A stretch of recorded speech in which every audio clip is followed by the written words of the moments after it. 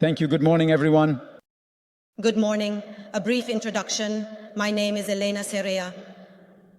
I'm the Global Marketing Director for Makeup and Skincare at Dolce Gabbana Beauty. I started my journey a couple of years ago, and I have a background mainly in beauty with 15 years of experience in the industry. We're here to share a best practice that we're really proud of, which we're implementing and internalizing within our organization together with Michelle. Thank you, Elena. Michele Caruso. I'm the director for Italy at Artefact. Artefact is a global consulting company. We are in 23 countries and we have about 2,000 people worldwide. And we are pushing and growing with even more vigor here in Italy. Elena, what can we say for this talk? First of all, how wonderful to see AI and beauty together. On one side, AI, the most sophisticated thing machines have given us so far. And on the other side, beauty, which in a way is the most sublime thing that all of humanity can aspire to.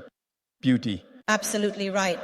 And let's say that when the two meet, the initial sense of skepticism and fear transforms and channels into what we've defined as an epiphany of infinite possibilities. This is a very poetic sentence to bring you back to the specific case. You have to understand that Dolce Gabbana is a place where intellectual property is considered sacred. So when you start talking about AI with a legal department, let's just say the initial sentiment isn't exactly the best.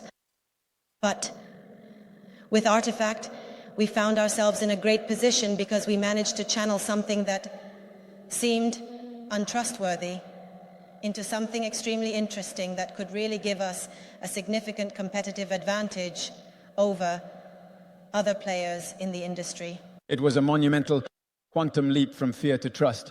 When we talk about AI, we need to get down to the concrete. Here's the recipe, because when we talk about AI, we really need to get down to the concrete, and maybe the axiom is a bit like this. Stop talking, start doing. Enough talk, let's start doing. Stop talking, start doing. What?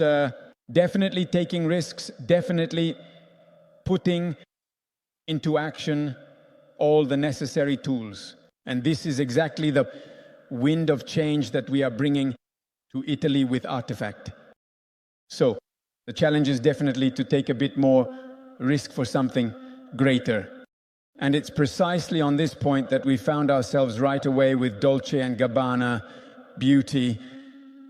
That is the concrete result, the quality of the outcome, even before the form, if you will, the substance before the form. And right from the start, we found ourselves with Elena, Marco, Cosima, Viviana, Erika, and the whole team, because in the end, we always talk about companies as if they were something ethereal, but in reality, projects are made up of people. They are intelligences that come together. And right at this moment, while we're talking, our data scientists, Alberto, Kiteri, Calogero, and Pablo, are still hard at work refining the models, making the dashboards more beautiful and captivating. I was saying, it's really about the concrete result that we found ourselves right on. This, how should I put it, as you were saying, this pragmatism that we found ourselves in. This means innovating. This means embracing the challenge of change. And this means opening up to something unexpected. So, what is the challenge for Dolce Gabbana Beauty? Maybe, to give you a bit of context, Dolce Gabbana Group decided a couple of years ago to internalize the beauty business. It's not an easy thing. Fashion and beauty are two completely different businesses. In fashion, you do the runway show, take orders, and produce the product for stock. The beauty world is completely different, where the strategy is push-based. You produce 2 years in advance, stock it, and then implement strategies to push your product into the market. Let's say the challenge for Dolce & Gabbana Beauty has been, first of all, to internalize the business, to no longer be part of what I call the beauty oligarchs, meaning those who hold most of the luxury beauty brands. I'm talking about Shiseido in the case, Dolce & Gabbana and Procter & Gamble even before that. So we found ourselves effectively being an independent brand, what is called an indie brand. The indie brands that are out there right now, think of Radha. I don't know if you have any reference points, but think about what's happening in Sephora. They're really shaking up the market. We are in the same situation as them, so for us, it has become essential to intercept new trends. Why? Because as an indie brand and no longer being part of these big corporations, we can take many more risks compared to others. We're also driven by the creative vision of a designer who is still very much alive. He speaks and really wants to spread the message through beauty. My colleagues will be able to testify that every now and then Mr. Gabbana calls us and wants to express himself within the beauty industry. So we can take a lot of risks, but the one risk we can't afford is not being innovative and not really driving innovation within the beauty sector. Catching new trends is kind of the goal of the project we've set up, and it's a bit about the power of prediction, which is perhaps one of the most fascinating topics when it comes to artificial intelligence. It's a power that humanity has always entrusted to oracles. The clairvoyance, what will come next, what the new generations will bring with them. And here, perhaps, if we want, it's precisely the goal of the project is to put this power of prediction at the service of the business. Prometheus stole fire from the gods. Maybe artificial intelligence is stealing a little piece of it, a little piece of clairvoyance. The project was structured around a specific country, namely the United States, and a well-defined product category, which is makeup. But right from the start, we were thinking with a scalability by design approach. This is because one of the main mistakes and issues when working on artificial intelligence projects is not considering a scalability factor from the very beginning. So the model we've developed is already ready to be scaled across all other product categories and in all other countries globally. Then the project was structured along three main directions. First, there's the detection of the trend. So in a very concrete way, by listening to open data, internal data, social chatter, scientific research, and the content that emerges on YouTube, TikTok, and everything else, including Amazon and Google Trends. And we really asked ourselves, what is a trend for Dolce & Gabbana beauty?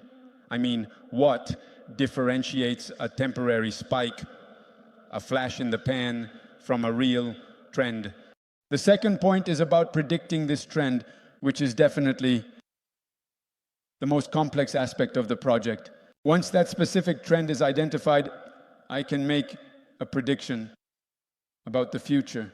What will basically be the magnitude, the kinetic energy, and the business potential that this specific trend will bring about in 1, 2, and hopefully 3 years. And clearly this has been the most complicated thing. It's also more complicated because we really started from understanding how the business of Dolce & Gabbana beauty works. It was amazing to see data scientists understand how a mascara, a blush, a lipstick is made, their main components, because in the end, one of these components comes into play. We worked with a focus on prediction, and especially on understanding all the aspects. A 360-degree prediction, meaning what the future packaging will look like, the future color, the texture, the scent, and so on. It's a truly fascinating and interesting aspect, this power of prediction. And then the last one, interpretability. Why? Because without understanding and sharing, there can be no transformation alongside the companies. We did this both with an interactive dashboard so I can see if lactobacillus or aloe vera are still trending or not, but especially with a totally open-minded and divergent approach, meaning we check if Amalfi figs or Amalfi lemons are a trend for the next X time, or even bergamot. And we also did this in terms of actionability. Why? Because without a clear action, the data remains just data and gets lost. It doesn't turn into a concrete business action. In fact, what we did in the various phases also with the workshop and the whole team was to simulate what Dolce & Gabbana would actually do if faced with that specific mathematical situation. So, we gave this intelligence to the model so that things can change. This is a bit of the artificial brain that we built, that Artifact built, for Dolce & Gabbana Beauty. Exactly what Michel is saying is extremely interesting and resonates a lot with our strategy. What he describes as matrixed and synergized with the strategy of Dolce & Gabbana Beauty can really create some fascinating opportunities. The three pillars on which we base our strategy from the very beginning, since the startup started being a startup, since we internalized the brand, are three main objectives. First of all, made in Italy, which in makeup translates to, you know that here in Lombardy, we have the most beautiful makeup in the world, which we export all over the world. So we really have, beyond the time to market that we could leverage to our advantage, we have technology. In Italy, we have know-how, and we truly have advanced formulas compared to the market. The second point, the second pillar of our beauty strategy is to elevate the brand's perception. Think about light blue. It's not exactly in line with what Dolce & Gabbana is doing in fashion, discontinuing D&G and moving towards high fashion. What we aim to do is really to go parallel to what fashion is doing, elevating the perception of Dolce & Gabbana Beauty as well. You've seen with the latest launches like Devotion, etc., the perception is extremely high, both at the product level and among consumers. The third pillar that is particularly important for makeup concerns the new generations. There were gentlemen here on stage talking about Gen Z. Just think that makeup is now targeting Gen Alpha, who are currently 14 years old and are lining up at Sephora to buy their first mascara. So we really have a huge potential, and makeup has that for the entire Dolce & Gabbana brand. The impact that makeup can have can truly spread proactively across all areas of the brand. How do you recruit new generations? I have two young kids. Actually, one is 9 years old, so I kind of get it. The idea is to sing out of tune. You have to say something different from everyone else. Otherwise, they won't listen to you. Or maybe in this specific case, what we're trying to do with Artifact is to sing out of tune, but also before the tune. We became famous with this launch. I don't know if you've seen it, but Dolce & Gabbana launched the first alcohol-free mist dedicated to our furry friends, aimed at pets that have become part of the family. Absolutely targeting a target at absolutely millennial crowd. This is just one of the infinite possibilities and corollary of innovations that we intend to launch under the Dolce & Gabbana Beauty umbrella. So stay tuned, because you will see some great things. All of this will bring widespread benefits to the value chain, because if I can catch the new trends, then I can strengthen many elements. It can rejuvenate society. I can surely enhance the research and development function. And I can also boost communication. Because if I know there will be hype around a certain topic, I can surely strengthen the storytelling and promotion around that topic and influence it with the strong backing of a brand like Dolce & Gabbana Beauty. And of course, I can optimize the supply chain.